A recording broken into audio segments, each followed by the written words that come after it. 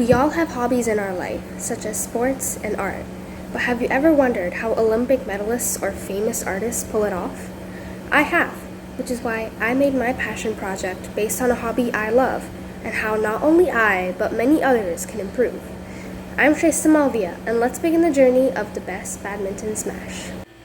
Our journey begins with our driving question: how to swing a badminton racket and obtain the highest speed possible for a smash, based on time taken for arm swing. To test the fastest smash possible, I decided to base it on the form most professional players use when going for a smash, which is why I made my passion project dependent on how long it takes for the start of the swing to the end of the swing. My project will have 3 timings, one at 0.18 seconds, and then they progressively increase. To display this change in swing, I had to set up a camera watching when the swing starts and when the badminton hits the shuttle. After setting up the necessities for arm swing, I needed to work on setting up the needs for the actual shuttle. There were a few rules as well as issues that might skew my data. Firstly, most smashes from players are executed by approximately the middle of their side of the court. Secondly, the distance of the smash cannot be over 33 feet, which includes the remaining side of the court and the opponent's side of the court. To set this up, I prepared a distance of 33 feet. I realized that my experiment was still incomplete. A badminton court does have a certain distance the shuttle cannot go beyond, but it also has a height the shuttle must maintain for a certain distance. This is due to the net. If I truly wanted the most efficient smash, it had to be playable, which is why I set up a net in the middle of the court at the height of 5 feet.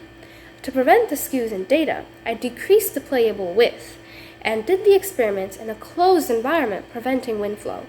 Now it was time to execute the actual experiments. Each experiment was timed and had the distance of the shuttle measured in meters. But our ultimate goal is to get the highest velocity. For this, we have to derive an equation for factors we are missing and which are important for our data.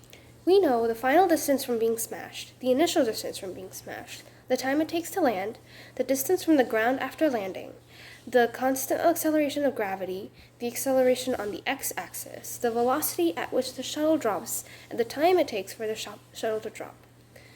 What we don't know are the velocity on the x-axis at which the shuttle travels. We don't know the velocity at which the shuttle hits the racket, and we also don't know the final velocity of the vertical component. Using the 3 formulas we have found, we can easily find out the 3 things that we don't know right now, which are really important in our experiment.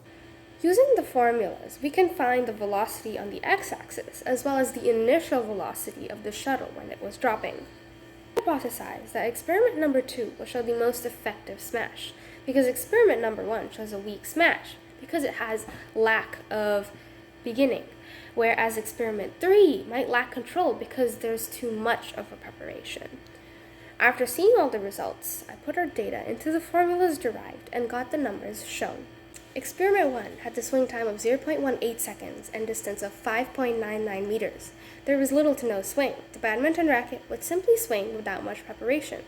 The motion diagram, as seen, shows us the vectors acting on the shuttle, such as acceleration due to gravity and velocity on the x and y axis.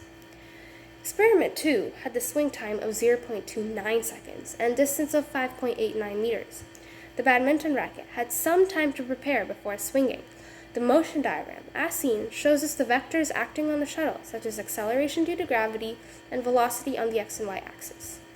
Experiment number 3 had the swing time of 0.41 seconds and distance of 7.5 meters. The badminton racket had the most time to prepare before swinging. The motion diagram, as seen, shows us the vectors acting on the shuttle, such as acceleration due to gravity and velocity on the x and y axis. As you can see, experiment number 3 had the most effective smash, as it had the highest velocity of 14 meters per second. The difference between experiment 3 to the others were simply having a longer swing time, therefore more built-up acceleration when hitting the shuttle. Though my hypothesis was incorrect, I am not surprised as to why experiment 3 proved to be the best. We know that we had more swing time, which allowed for a greater preparation of acceleration and velocity. Experiment 1 and 2 have an average time difference of 0.1 seconds, but experiment 3 has a difference of 0.2 seconds from experiment 2.